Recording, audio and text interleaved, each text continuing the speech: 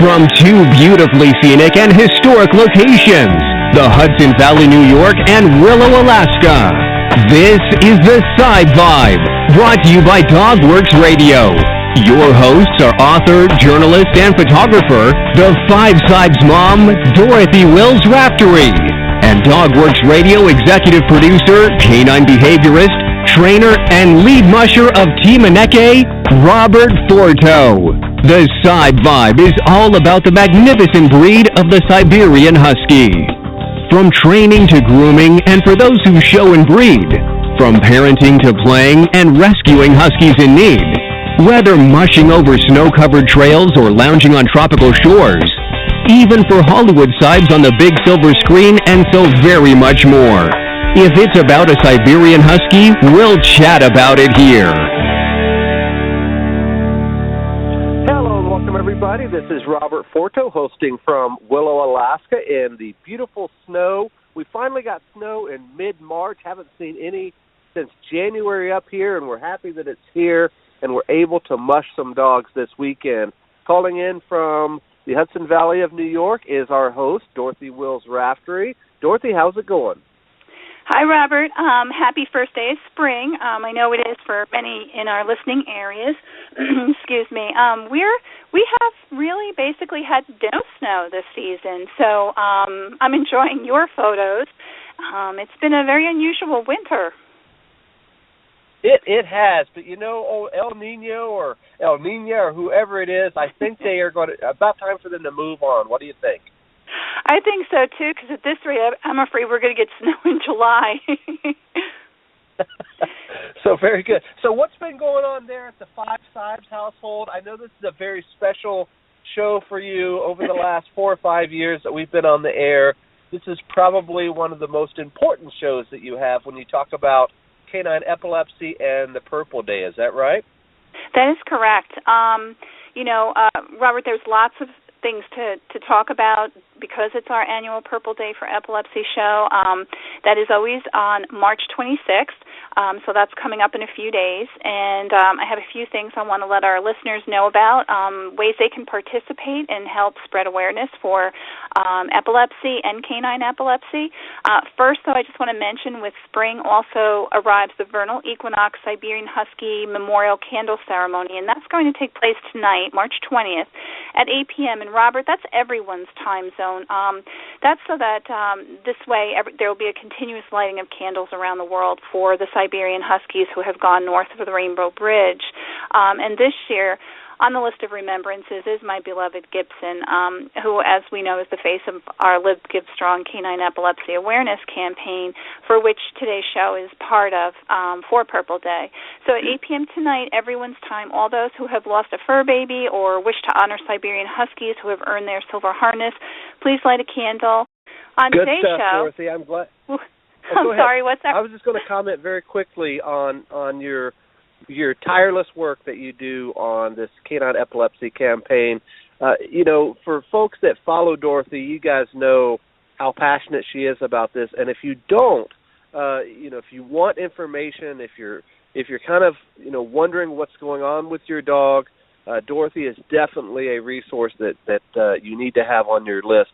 Dorothy, how can folks get in touch with you? I know you have lots of resources that you pass along, but how can folks get in touch with you if they're just beginning this journey with canine epilepsy or possible diagnosis and, things of the such? Yes. Robert, right now I'm actually getting the finishing touches on a website, and that's going to actually become the go-to spot for us. That will break everything down to, I'm going to have an extensive epilepsy library on there, so that'll be there. We'll have things on this show, the Sibe Vibe, as well as my FiveSibes blog. So that's going to be FiveSibes.com. Right now, the best way would be I probably keep a lot going on our Facebook page, which is FiveSibes Siberian Husky Canine News and Reviews, and that is in conjunction with our blog, which is FiveSibes.blogspot.com, and those are really the two best ways to get in touch with us at this point. And then we'll be putting up my articles, different articles, PDFs, links to various resources, so this way they can actually have an online library where they can get help when they need it. And not just for Siberians. We want to make that clear. This is for anybody with any dog, right? Yes. Epilepsy is not just a Siberian Husky issue. Epilepsy affects dogs across the breeds, across the world, and when we talk canine epilepsy, we are talking all breeds. Very good. So let's talk about today's show. Who is our guest, and what are we talking about? Yes. Today's show, which Gibson, I know you're out there, so I'm dedicating it to you. We'll be talking all about, as we said, canine epilepsy and the dogs who have seizures. And we're going to be talking with Willard Moore, and he is the founder of the Molly's Canine Epilepsy Outreach Program. And he's with the Epilepsy Outreach Program and also with Molly's Fund.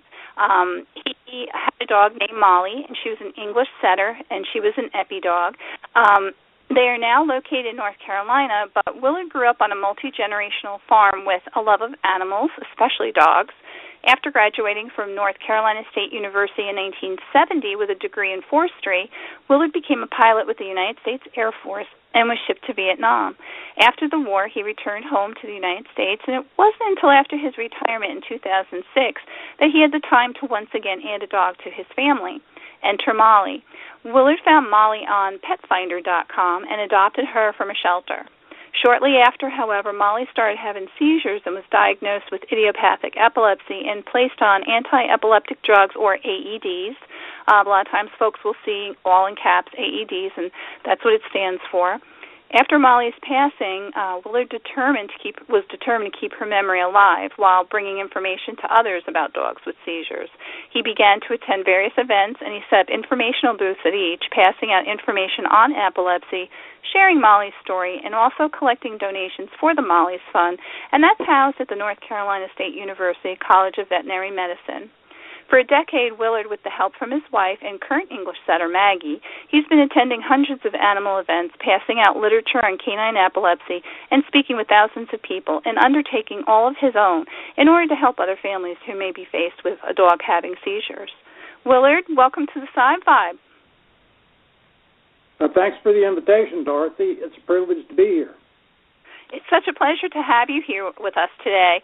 I was hoping maybe you can begin a little bit with Molly's story. How old was she when you found her on PetFinder and adopted her? Well, when I found Molly on PetFinder and went out to the animal shelter to see her, they told me that the administrators out there told me she was about 4.5 years old. So, and that was the May 1st of 2006. That information, I guess, was given to them by whoever it was that turned Molly into the shelter.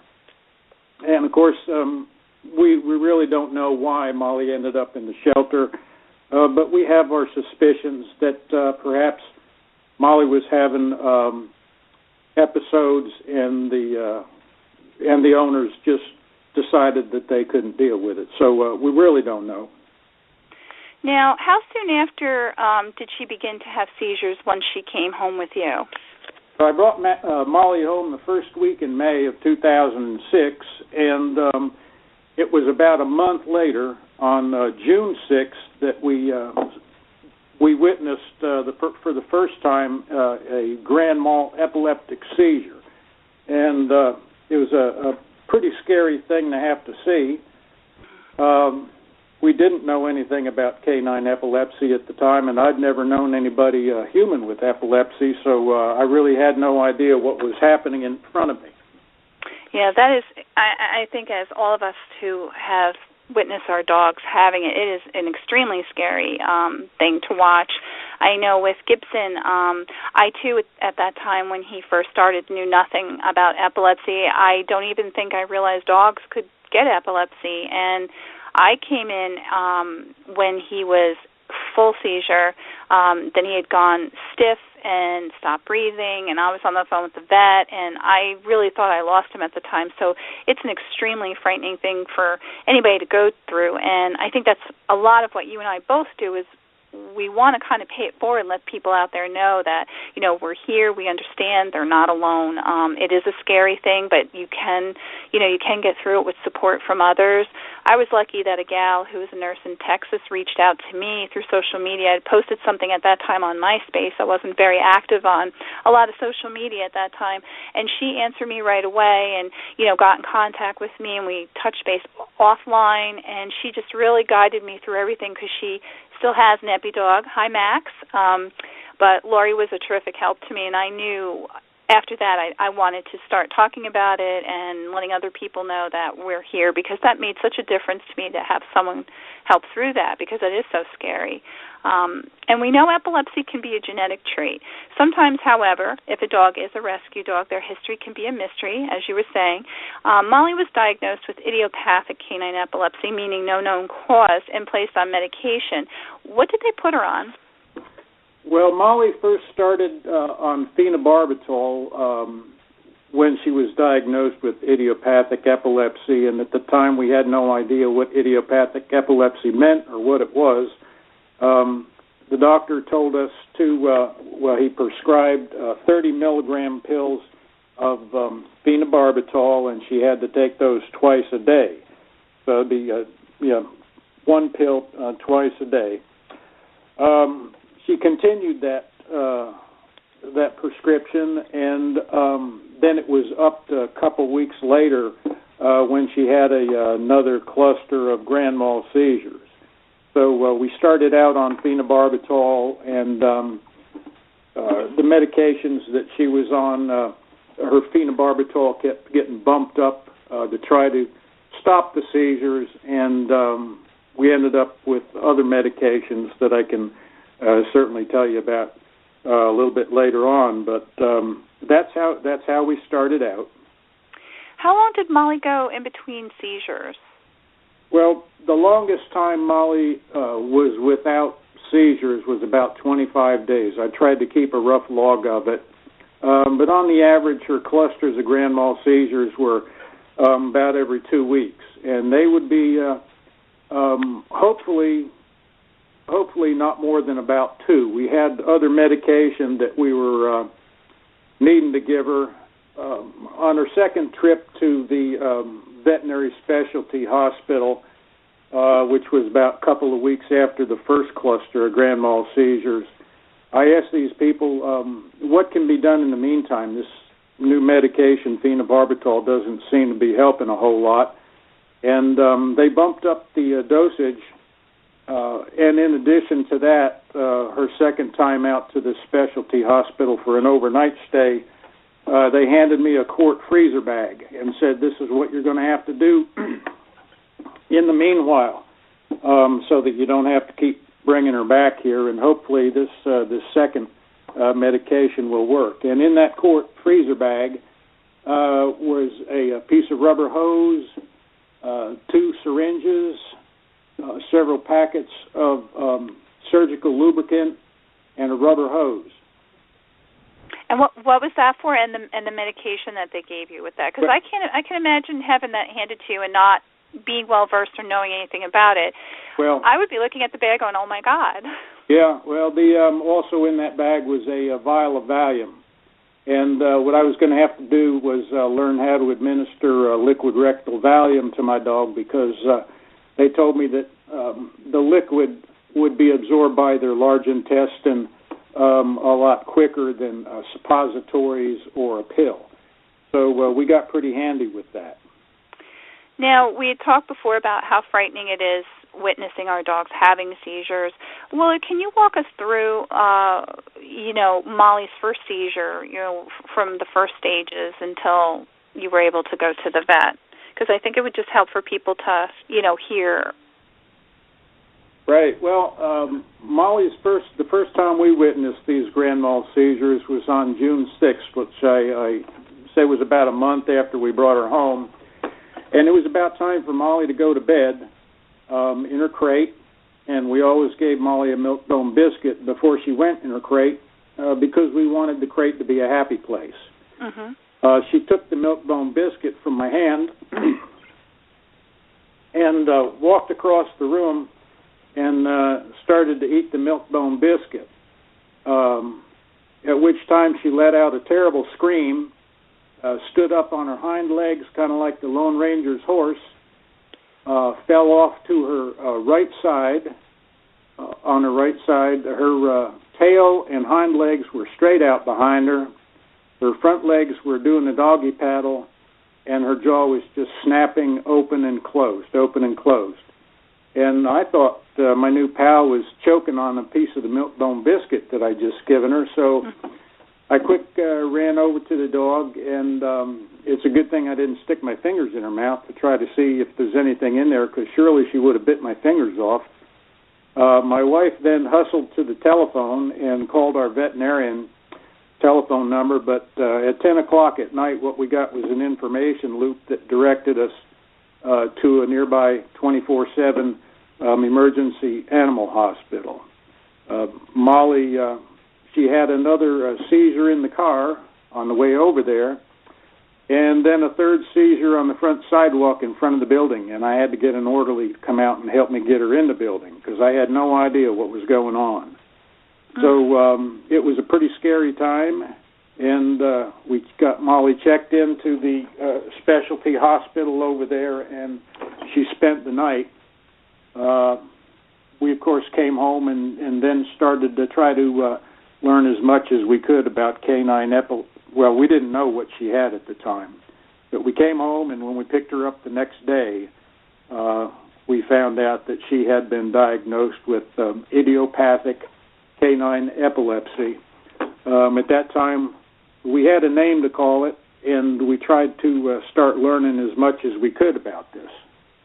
Right, which is a very good point, even for folks today, to become your own dog's advocate and try to get out there and learn as much as you possibly can, because I do think information is key, and it also helps remove some of the fear, gives you a little bit of background so that when you're talking to your vet, you're having, a conversation that's understandable, and that's very important. You also mentioned earlier about a log, and I just want to take a couple minutes and talk about how important keeping a log or journal is. You had mentioned that you jotted down her seizures and what type of seizures, right, in a log? Yeah, I did. We thought that would be helpful, and I think probably the veterinarian that released Molly to me at the hospital when we went to pick her up had probably suggested keeping some kind of notes on her seizures and her good times and so forth, so that it would probably help the veterinarians do a little bit better job, perhaps, of helping us out with medication and knowing just how bad this could be.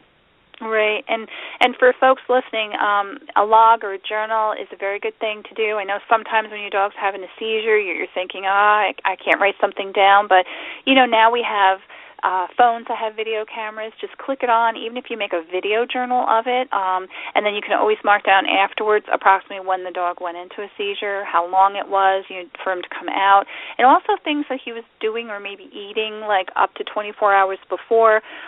There's so many different triggers, and again, a lot of dogs are diagnosed idiopathic because we can't always trace it back to a cause, but it's a good place to start, and it's a good book to have, keep that journal so that you do have these conversations with your vet, and it helps them tremendously, I think, in trying to help with your dog. Now, did Molly get side effects from her medications, and if so, what were they like? I don't remember any side effects. I don't have any notes on specific side effects for the phenobarbital. I do remember that she seemed to be thirsty an awful lot. And when she was thirsty a lot, of course, I tried to keep her thirst quenched. And that meant that she needed more trips outside. Mm-hmm. And Molly would give me about a 15-minute warning. She'd start barking when it was time to go outside, and if I didn't make it within 15 minutes, then I'd have more laundry to do. That was the "Daddy, we got to go now" call. Yeah, that was it. That was the warning I got. It was about 15 minutes worth of warning. And I ended up doing quite a bit of laundry because I wasn't always within earshot of her barking if I happened to be out in the yard or walking to the mailbox or busy doing something else. But it was pretty regular. Now, you also mentioned that on the AED she was, and I'm going to quote you here, she was acting like a drunk old lady, which is something I think describes a dog on these kind of medications perfectly. I know Gibson was very drunk-like for several weeks after he was placed on phenobarbital, and he was also on potassium bromide, and he became extremely lethargic. It increased his appetite. I agree with the thirst. He was always thirsty. To this day, I can hear, because he was lethargic, Gibson did a lot of things and taught himself how to get a lot of things while laying down. He could scooch, and he was a 100-pound husky, a woolly husky, so he wasn't a small husky. And he would scooch himself and reach his paw out, and he would pull, and I have a huge stainless steel water dish because of 5 of them, and he would pull it, and he would get it close enough so he could get it with his teeth, and then he would take his teeth and pull it. And I can still, right now, hear the thump, thump, thump, thump, thump of him drinking out of the water dish because he drank a lot. So that definitely is something what you had mentioned as well. And he also wound up getting a very increased appetite, which I had to find healthy ways of filling him up, because at first the appetite, he wound up putting on 20 pounds, and he became a 120-pound husky. And, you know, your typical male husky is around 70 pounds, so I wound up adding some healthy things such as green beans and pure pumpkin puree, and I was able to, over a period of 2 years, get his weight back down to a normal weight. But you also mentioned that to me that Molly had an increased appetite. Can you tell us a little bit about that? Yes, I can. Well, on the phenobarbital, the dogs have to have blood work done every so often to make sure that the phenobarbital is not to the point of destroying their liver.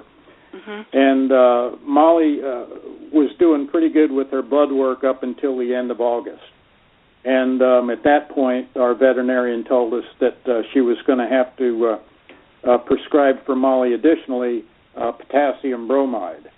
And that was supposed to help with the seizures, and at that point, her phenobarbital dosages were not increased anymore. So the potassium bromide was an addition to her daily phenobarbital medication. And when our vet prescribed initially the potassium bromide medication, it had to be made up at a local formulary. And our vet told me that, she says, don't be surprised now, Molly's going to be acting like a drunk old lady until her body starts getting a little bit more used to this potassium bromide. Mm-hmm. Yes, she got to be real hungry.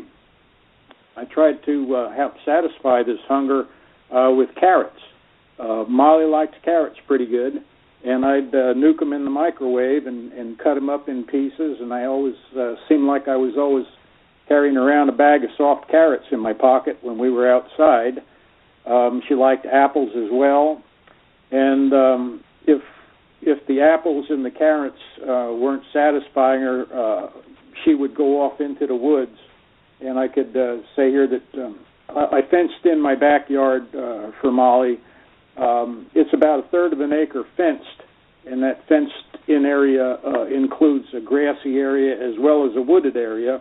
Because English setters like to sniff and constantly hunting for something, I figured she enjoyed the wooded part of the backyard. And she would go out into the wooded part of the backyard and start tearing bark off of fallen trees and eating bark. At one time, she got a chunk of bark stuck in the roof of her mouth and had a terrible time getting that out. Because she really wouldn't open her mouth wide enough for me to get my hand in there and pull this piece of bark out. Huh.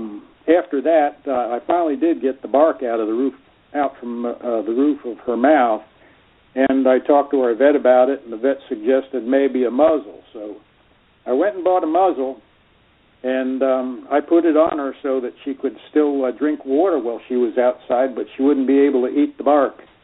And that was a pretty sad experience to see the dog running around the backyard just scooting her face into the dirt, trying to tear at this muzzle with her front paws, trying to get the muzzle off of her face. And That lasted about 5 minutes. I says, well, we're just going to have to deal with the bark. I'm not going to put a muzzle on my dog. So right. I did muzzle off. She just looked so sad, and she came up and just sat next to me like, please take this muzzle off. It's hard. There's a lot of these side treatments as well, too, as you're saying. I'm sorry. That, a lot of times people don't understand, that these different side effects of the medication and that are also things that you have to be on the lookout for. But go ahead. I didn't mean to interrupt you. No, that's okay. I was I had to. I just stopped using the muzzle. The muzzle lasted about 5 minutes, and I just said, well, I can't do this to my dog, so we're just going to have to try to monitor a little bit better when she's out running around in the backyard and trying to keep her away from the rotten wood and the fallen trees and so forth. So, but yes, you're right. The dogs get very hungry, and they can act like a drunk old lady until their body gets more used to the new medication. Now, speaking of monitoring, I also found it interesting that you did something I did as well with Gibson. If I wasn't in the room with him, I used a baby monitor to keep an ear on him while he was sleeping, and I know you said you did the same with Molly. And when Gibson was younger, all FiveSibes, as Robert knows, we used to talk about this in the beginning when they were younger, they had their own bedroom in my house, and they had crates in our room off of the family room, and it had an air conditioner and a fan, and we had little music in there for them. And again, I just want to do a little sidebar on that for crates, because some people, there's a lot of different people say, oh, crates, this or that, but when it is actually a very safe environment. When our Huskies loved their crates, that became their little nest, their little den. And with an epileptic dog, when you go out, it's also very safe for them, because if they have a seizure when you're not home, and there are a lot of folks I know who worked. I worked at the time with when Gibson first started out of the home, and he was in a crate, and that way, if anything should go wrong, they're safe in their own environment. The other dogs can't get them, because sometimes the other dogs get confused as well if it's a multi-dog household, and they could, out of fear, try to attack the seizing dog. So if the dog is running through the house and there happens to be things up on an end table or electrical cords, they could possibly get wrapped in them or something fall down and hurt them. So it actually is a very safe environment if they're, trained right to appreciate and really like it. And as you said earlier with Molly, make it a friendly place.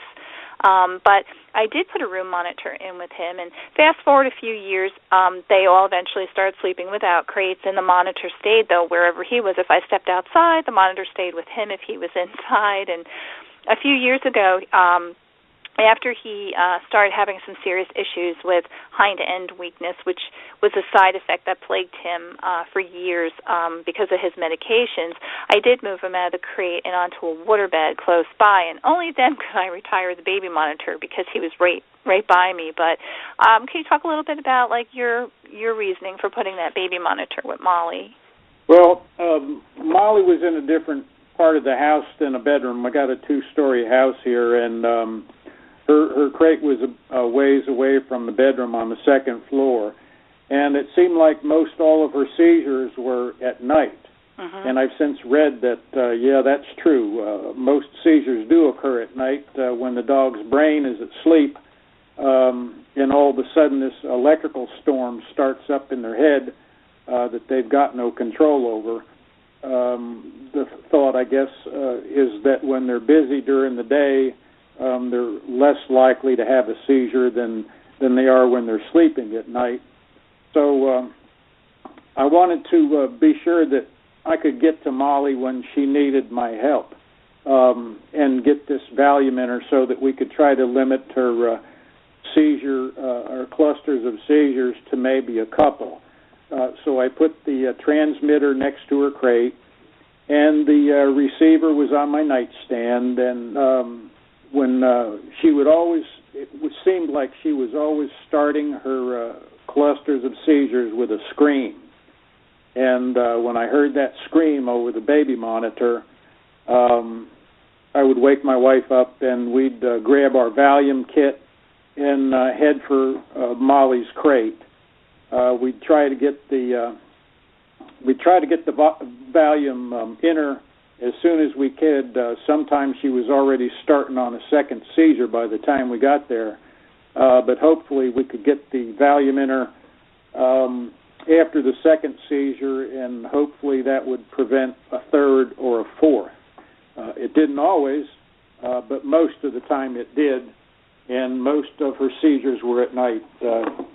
There were a couple times when she had seizure during the day. My wife was walking her on one afternoon while I was trying to do some crate cleanup. The potassium bromide gave the dog a problem of quite often she'd lose control of her bladder and her bowels when she was having the potassium bromide medication. And my wife was walking her on a neighboring lot that had a gravel driveway, and she had a seizure right there in the middle of the afternoon, and actually just kind of fell down in the gravel driveway, and with her legs thrashing around, and she kind of made like a snow angel, but it was a dog angel in the gravel. These seldom did she have a seizure in the middle of the day, but she did have some, and I wasn't close to the kit. You just kind of had to let her lay there on the ground and go through a couple of seizures. And I ran for the kit, but I didn't always know that they were coming. Right. Now, for folks just tuning in, you're listening to the Sibe Vibe on DogWorks Radio. This month, on March 26th, is Purple Day for Epilepsy, and we're discussing canine epilepsy awareness. On this episode, my co-host Robert Fordo and I are chatting with Willard Moore, founder of the Molly's Canine Epilepsy Outreach and Molly's Fund. Willard had adopted an English setter, Molly, who soon began having seizures. After Molly's passing, Willard carried on an awareness movement to help educate others on dogs with seizures and volunteers his time by setting up informational booths at various events. He also volunteers with the North Carolina State University College of Veterinary Medicine, where a fund is set up in Molly's name for canine epilepsy studies and projects through the Department of Clinical Sciences Companion Animal Epilepsy under Dr. Karen Munena, Professor of Neurology and author, and Julie Nettifee, Licensed Veterinary Tech, Research Specialist and author. Willard, the medications ultimately did not actually help control her seizures, did they? How bad did they get? Well, Molly's seizures, they did get pretty bad at times. Our veterinarian told us that I couldn't kill my dog with Valium, so if I need to get 2 or 3 doses of Valium in her to try to break this seizure cycle, that would be okay. And there were times when Molly actually had a cluster of 5 seizures in a row.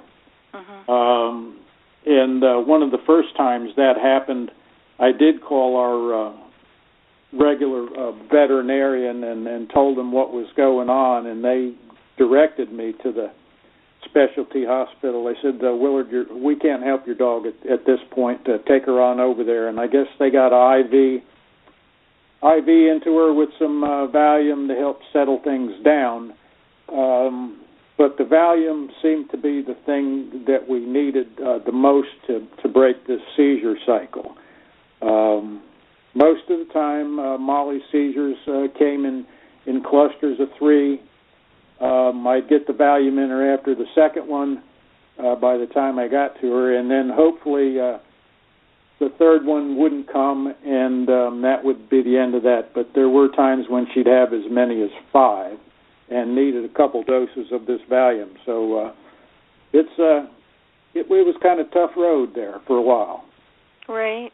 Now, I know, it's hard for, I think, some people who may be first starting to do this, or even those who aren't aware of what life with a dog with seizures is like. But in between her seizures, what was her life like? Was she a happy dog? Did she have any favorite activities or pastimes?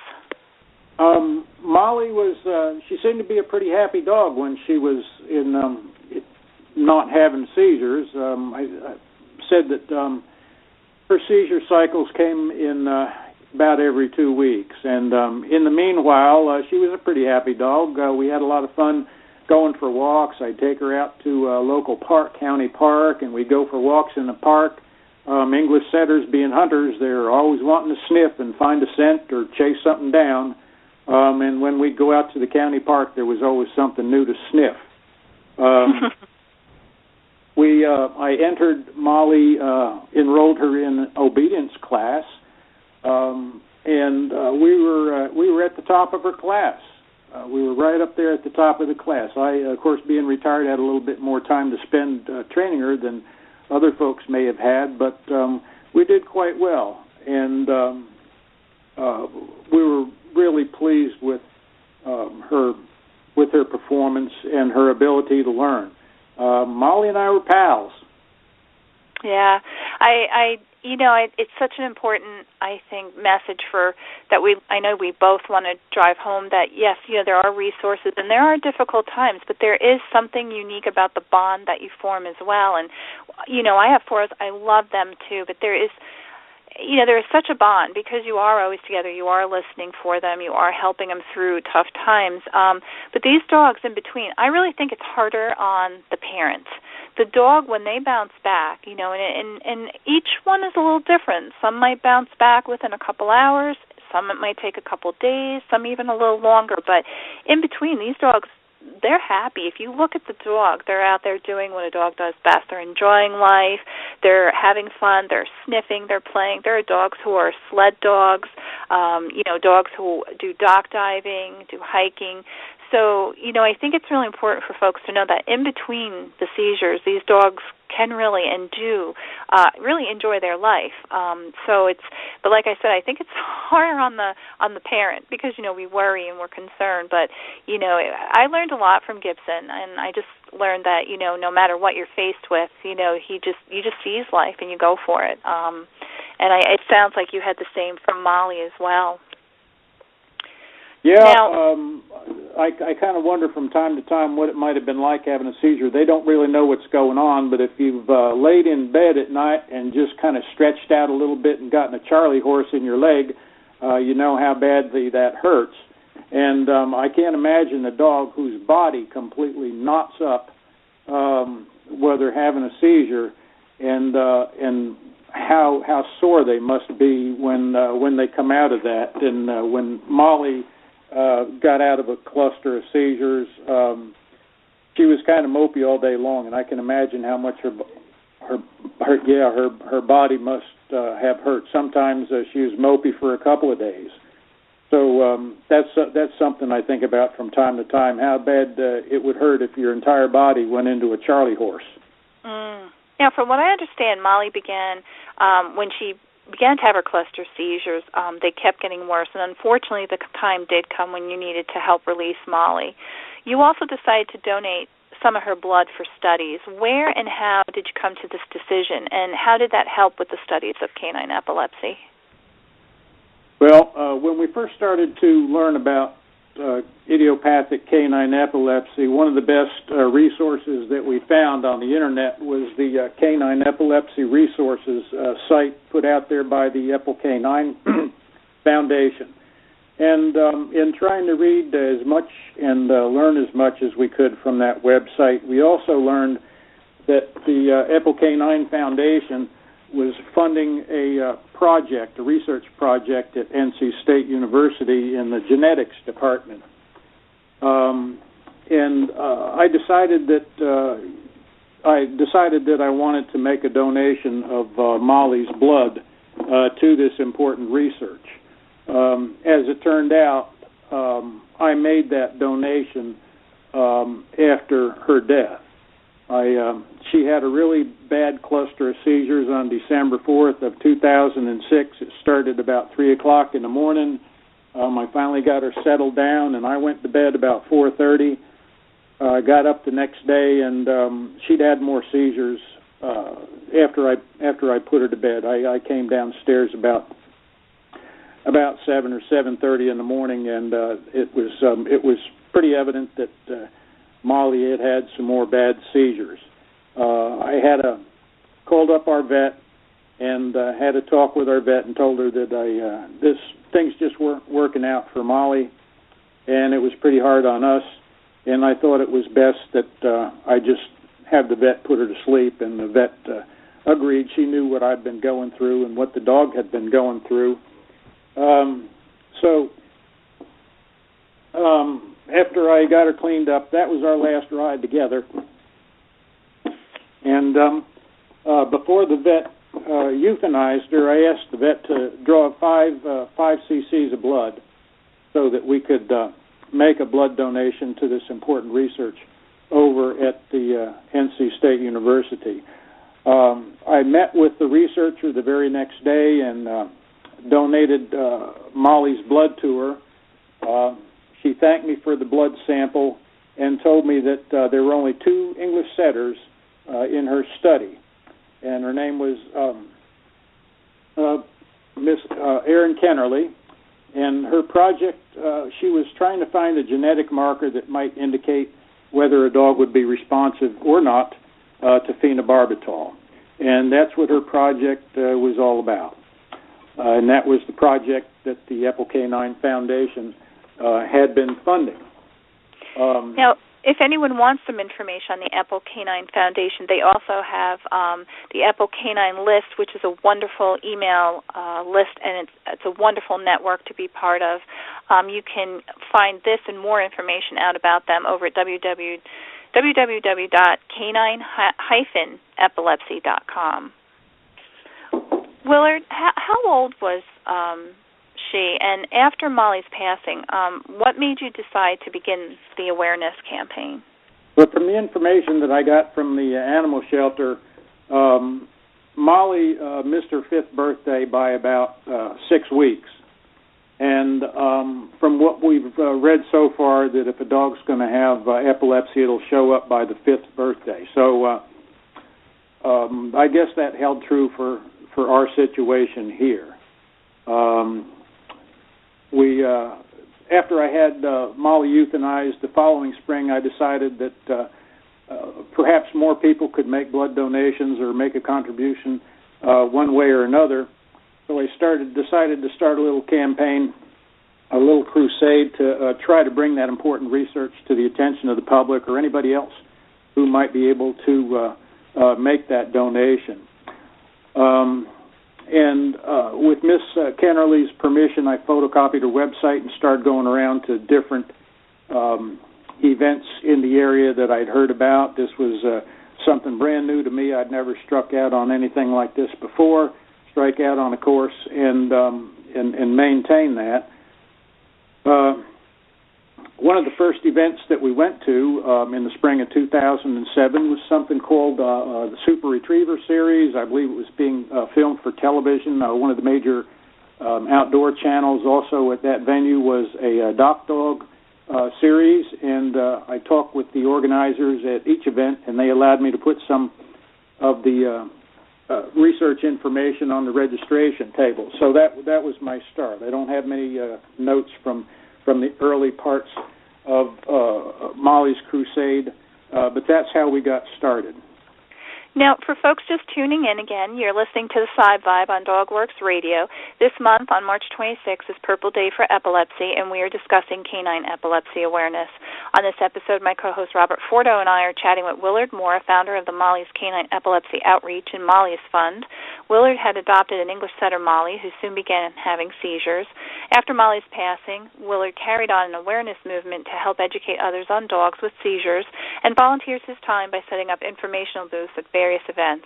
He also volunteers with the North Carolina State University College of Veterinary Medicine, where a fund is set up in Molly's name for canine epilepsy studies and projects through the Department of Clinical Sciences Companion Animal Epilepsy, and that's under Dr. Karen Munena, Professor of Neurology and author, and also Julie Nettifee, a licensed veterinary tech, research specialist, and author. Willard, how did you connect with Dr. Munena and Julie Nettifee from North Carolina State? Well, I think it was sometime late 2007, maybe early 2008, I decided that I wanted a little bit more information about canine epilepsy research than what I'd had from Miss Kennerly. So I was in touch with the Canine Health Foundation and asked them to provide me with literature on canine epilepsy research that they had been funding. I also had some information from the Canine Foundation, and I thought surely there must be something going on over at the College of Veterinary Medicine at NC State University. So I called over there and told the switchboard operator that I was interested in talking with somebody that might be able to help me out with information on canine epilepsy research. The switchboard operator patched me right through to Dr. Manana's office, and I ended up speaking with Julie Nettifee Osborne, and that was probably one of the most important phone calls I've made in recent history. Julie told me that, yes, they do canine epilepsy research there at the college. They would be very happy to provide me with literature on the research, both past and ongoing. And Julie started providing me with lots of good information on what was going on at the College of Veterinary Medicine. So that's looking for more information on canine epilepsy research. That was a very important phone call. Now, they've been doing some really amazing research and clinical studies over there. How does Molly's Fund help? Well, Molly's Fund was announced in the spring or the winter of 2009. In 2008, Julie asked me if I could put together a story about Molly's time here at my house, and that would be something that they would be real interested in at the College of Veterinary Medicine. So I did, and I turned that over to her. She then fashioned that into an article that was printed in the College of Veterinary Medicine magazine, winter edition, 2009. That was Molly's story, and that particular story also announced Molly's Seizure Studies Fund. That kind of got me off the ground. I'd never had anything like that happen to us before, and that's big medicine.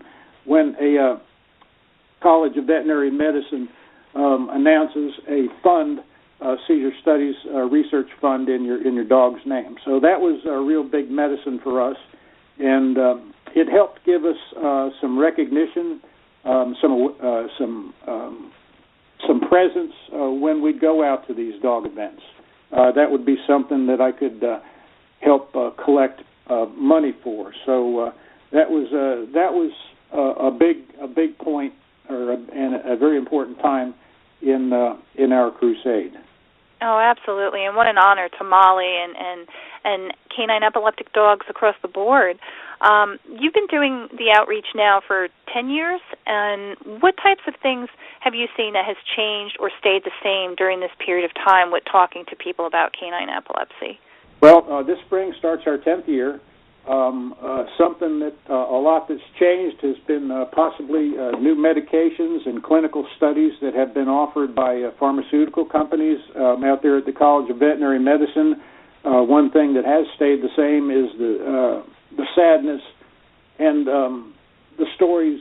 The stories are quite the same when I talk to people who've got dogs with canine epilepsy, and it's always the same thing. Fortunately, for some folks, like Gibson, maybe medication has helped, and the seizure cycles have broken, and they're in a lot better position than they were before they started medicine. And for a lot of folks, that hasn't happened yet. So that's part of what Molly's Canine Epilepsy Fund does. Is it helps me get around to different places and gives us a presence when we're talking about this. Now, do you think that generally folks realize a dog can live a happy life even with seizures? Or what do you think is the biggest misconception they have about canine epilepsy? Well, I think a lot of folks don't want to talk about it, and they don't want to go. There are quite a few folks that I've talked to that they're not really sure whether a veterinarian can help them or not.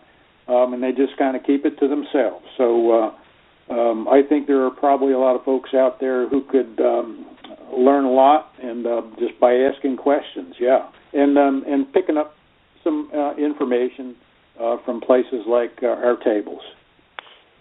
Now, how far and wide do you travel with Molly's outreach booth. And what's up next for you? Well, I try to stay within the county. I donate all my own time and mileage.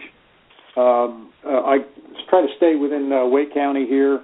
I've been out to Chatham County and down to Lee County. The next event that's coming up will be this coming week right here in Raleigh, North Carolina. There's going to be a cluster of dog shows. These are conformation shows, 5 shows in 5 days in a row. And I've been allowed to have a information station set up at the dog shows out there. So people can come to town from out of state, spend 5 days at the dog shows, possibly win 5 blue ribbons from 5 different judges. And that's going to be our next venue, and that's coming up Wednesday. Wednesday, all right. Now, with March 26th being Purple Day for epilepsy, what is it you hope people will think of when they think of Epi-dogs? I hope that they can. I hope that they can realize that information is pretty special. One thing that they can do if they've got an Epi-dog is first off seeing your veterinarian to get some help that way. And the College of Veterinary Medicine, Julie has a site set up where you can register your dog as an epileptic dog, and when clinical trials come down the road that are being sponsored by pharmaceutical companies or some other clinical trial pops up, they'd like to be able to, and they have to have dogs in a big hurry for the deadlines on these things, by being able to access dogs and dog owners through this online registry. It helps them out a whole lot. So people should be in touch with their veterinarians and the College of Veterinary Medicine so they can be more aware of what's going on there for their own sake. Right, exactly. Now, what was the most surprising thing that you learned about canine epilepsy with Molly? I think the idea that a dog could have a good day as well as a bad day. And hopefully the good days will outnumber the bad days. And with the new medications and treatments that are available, this will make a big difference in the life of the dogs and their owners. And how important do you feel it is for a family who has a dog with seizures to network with other Epi-dog families, specialists, the college? I know for me that was a critical thing, and I'm sure you feel the same way. Well, I think sharing information and being in touch with your veterinarian is quite important. Being in touch with other folks is important. And I can tell you a happy ending story here.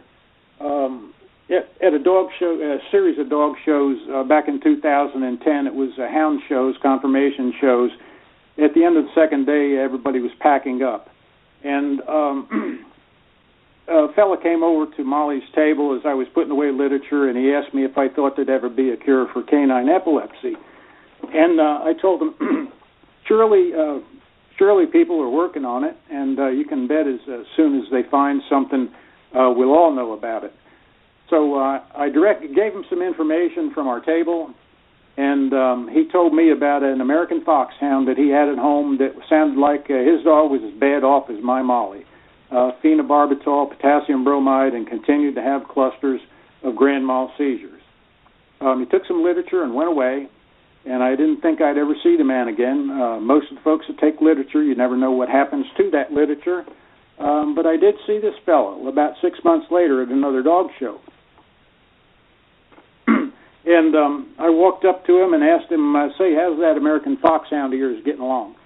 And he told me that with the information that he had taken from Molly's table and the help of his veterinarian, his foxhound was on a new medication and doing much better, thank you.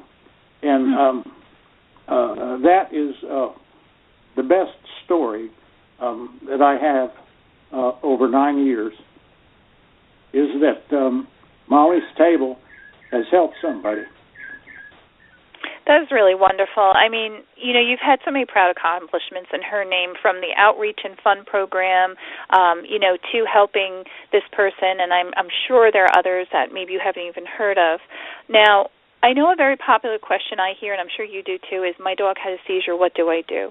And I always do say, go to the vet first so he can perform some tests to rule out whether or not it's caused by an underlying health issue, such as a tumor or other illness, and then go from there as to whether or not to medicate or wait and see, which again is, at the suggestion of the vet, if another seizure should arise.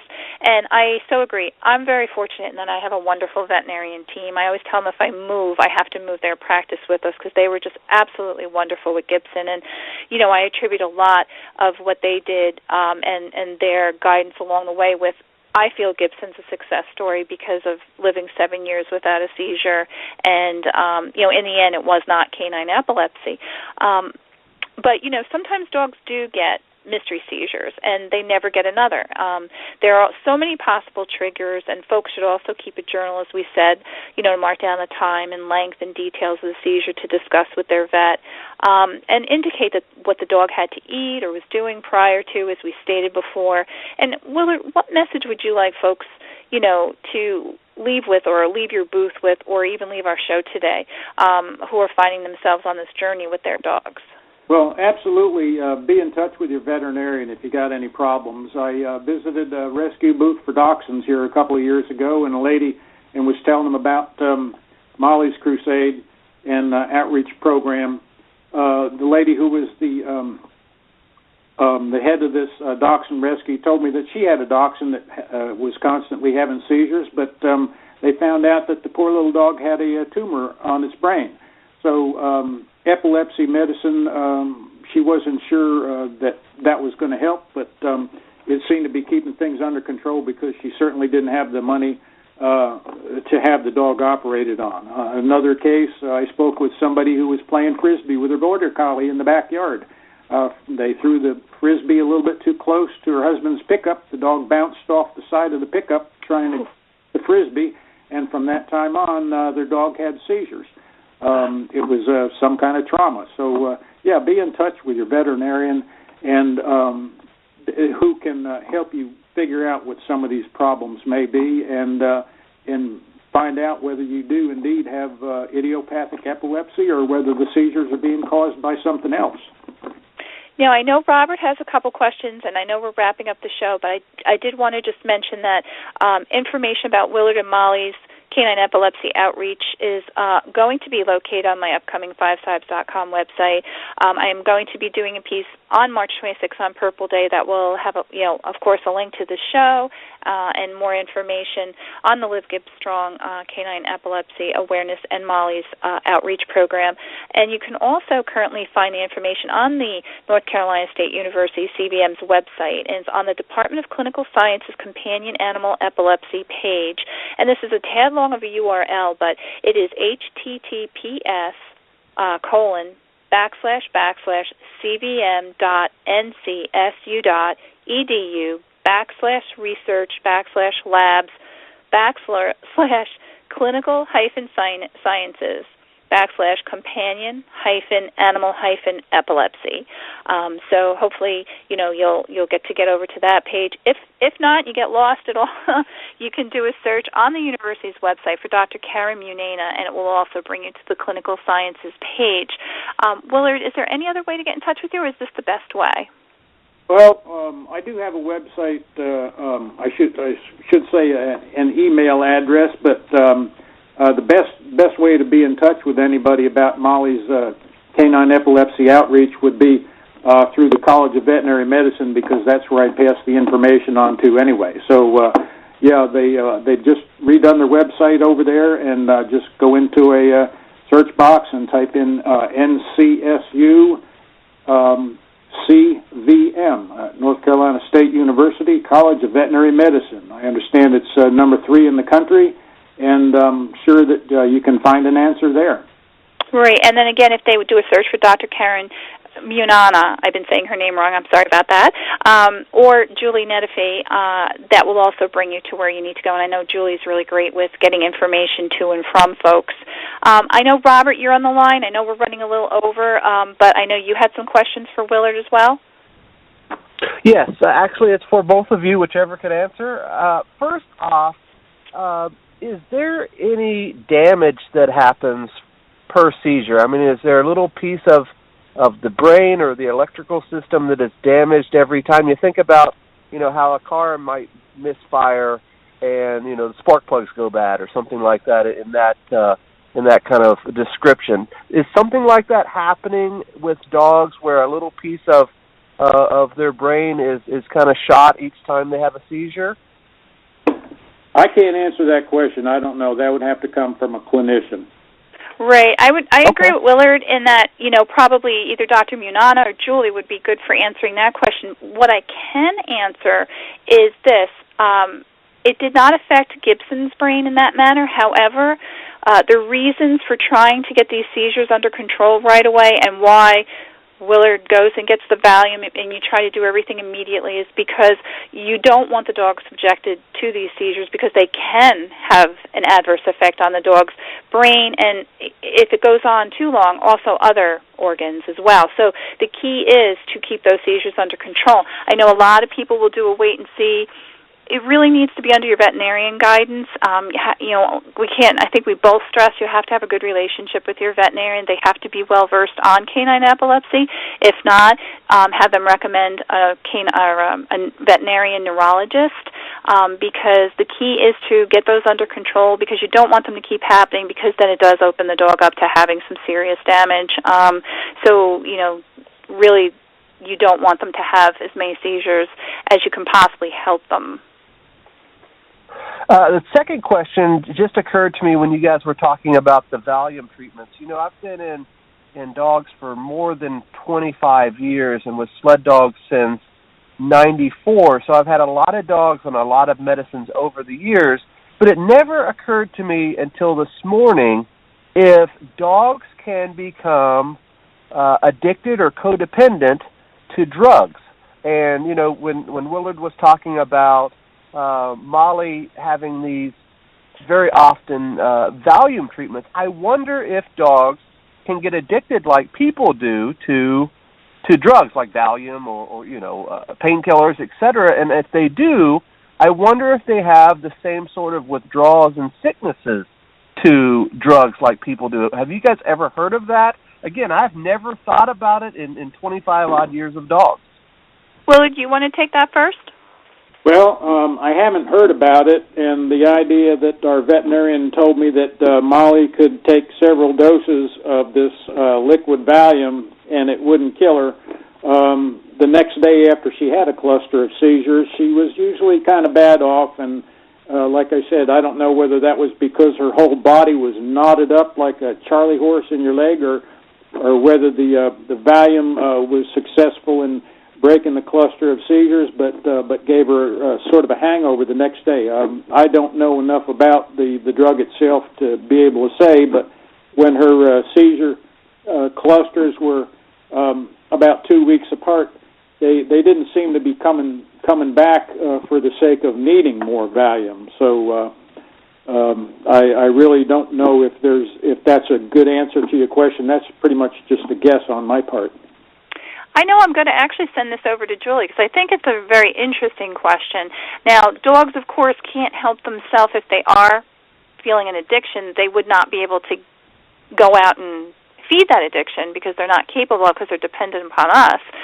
I am going to ask her because like I said, it's interesting. But what I can say about Gibson, I find, again, like Willard, I found side effects from the medication when he had his seizures. Of course, like he said, did it come from the wear and tear of the body? I think some of it was from the medication, but I found him to get sick. Gibson, he actually vomited quite a bit once he was put on medication. It was not unusual for him to eat dinner. Later on, he would take himself off the deck, and he'd go find somewhere in the yard. Usually he tried to hide, whether it was behind the tree or under the deck ramp, and he would dig himself a hole and vomit. And I always had to go out and search so that I would know whether or not, how soon he vomited, whether he vomited up his medicines, whether he needed another dose of medicine, also whether or not I needed to try to feed him later. So I did find that he wound up having getting sick from them occasionally. And again, I don't think that answers your exact question, but I don't think Willard or I can answer that question. But we'll definitely get an answer for you on that. But, again, I think it was more side effects from either the seizure or the seizure medication that we did notice with them. Right. And, I bring that up because, dogs are so close to us in terms of, the way our systems work. A lot of research is done, unfortunately, or maybe even fortunately, on dogs before it is done on people because our systems are so close. But it would just find very interesting if a dog would go through withdrawal, et cetera, from high doses or long doses of pain medication, very similar. You see the shows on TV with folks that are coming off opiates like heroin or morphine or something like that, and they come very dependent on those, and they get very sick and have withdrawal symptoms, etc. And I've just never heard of that in dogs, and I think it's a very interesting question. I'm sure there's research been done on it, but it's just something that popped into my mind listening to the show, and I would definitely like to hear the answer. I'm sure a lot of other folks would as well, because so many dogs are on long-term, long-term care for medications, and of course, a lot of times we have to switch medications because the therapeutic effect doesn't work anymore. You have to give more doses or a different medication because it's sort of worked its way through the system and it no longer works. So I'm definitely interested in that. Otherwise, Willard, I actually want to just put a little sidebar on your question there, Robert. The other thing, too, with medication, and again, I said because dogs can't help themselves to the medication, they do rely on us. It is really, I actually emphasized the point, and I was probably extremely rigid in my schedule with him. It was very important for him to have his medication 12 hours apart.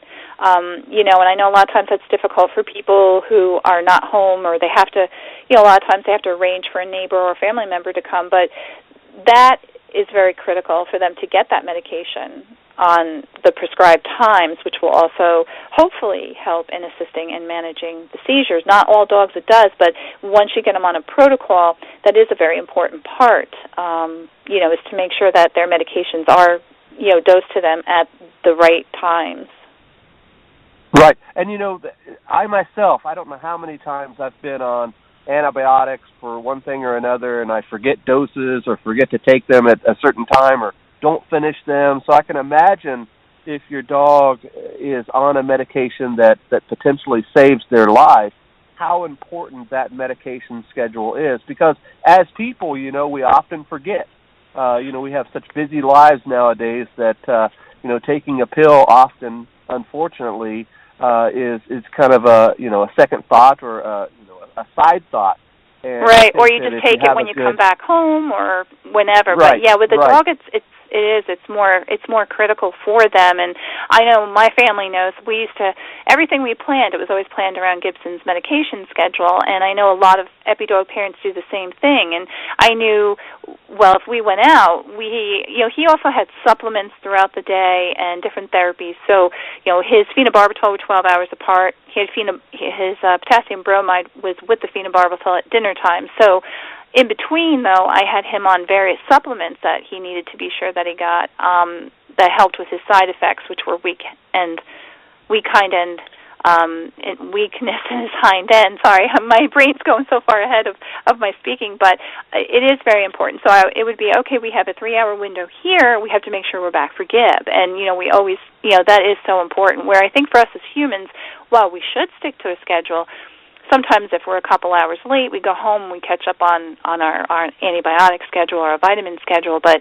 when you have a dog that's epileptic, you really can't do that. If at all possible, you should try to stick to the prescribed schedule for their benefit. Right. Well, I do want to thank Willard for being on today. Such great information, and I applaud your work. And, this is the first I have heard of the Molly Foundation. Congratulations on that. I know it's been going very strong for several years, so keep up the good work. You guys, both you and Dorothy, do such good for passing along the word on this. All of us have little causes or whatever that we go after, and all of us are so passionate about those. And I just want to applaud both of you guys for doing that, because I'm sure you've helped so many over the years, and it's always great to hear the happy outcomes for sure. And, Robert, I'd just like to say to our listening audience to please remember to dress your pet in something purple, wear purple, turn your social media purple, all on March 26th. Don't forget to link up to our Purple Day blog hop and media share. And, if they listen earlier on, they can get that information. It's also over on FiveSibes.blogspot.com, and I have it all over our FiveSibes Facebook page. The website badge is on our social media sites. And, if you folks want to go ahead and share photos on our Facebook page, over on the Facebook Purple Day event page, please do. We want to see your dogs. Put them in a purple collar, a purple bandana. If you have a photo program, make the photo purple. But we would love for you to share them all with us. You can start now, right up through the 26th. And Willard, I know Molly's extremely proud of you and all the wonderful work that you do.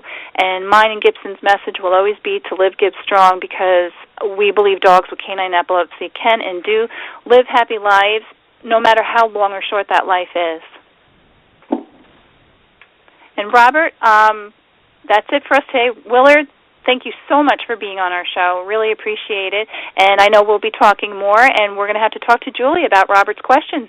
Yeah, that's a great idea. I thought about those questions. I know that over the past 9 years, I've talked to some human epileptics who had no idea that dogs had the same problems, and I've heard some stories. One guy told me that he decided to go off his medicine for a day when he went out to get some pizza and beer with his buddies, and after he got to the parking lot, he parked his car, and next thing you know, he found himself down on the ground having a seizure because he decided to skip his medicine. Oh, my goodness. Yeah, so, I've talked to a lot of people, and thank you very much for the invitation to be part of your program today. Thrilled to have you on, and once again, thank you for all the work that you do, in Molly's name and for canine epilepsy. Robert? Very quickly, Dorothy, who's next month, and what are we talking about? Next month, we're going to welcome Joanne Sundell, the author of the Watch Eyes trilogy of books about Siberian Huskies, and the 3 books are Arctic Storm, Arctic Shadow, and her newest release that'll be coming out April 20th, Arctic Will. Very good, guys. Thank you very much for joining us. We'll talk to you next time. Goodbye. Bye-bye. Bye.